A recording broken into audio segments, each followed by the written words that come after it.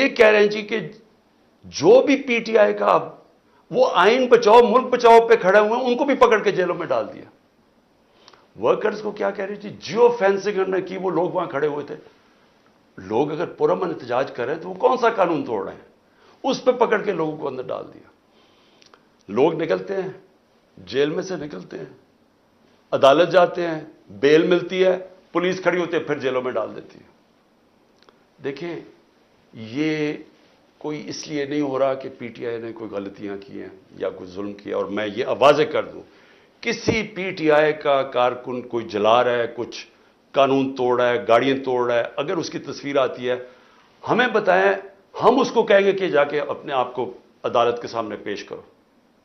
ہم کہیں گے ان کو جیلوں میں ڈالو، سزائیں دو. لیکن یہ تو ہوتا ہی نہیں ہے کہ ون سائیڈڈ ایک پوری کیمپین چل رہی ہے. جو پی ٹی آئی کا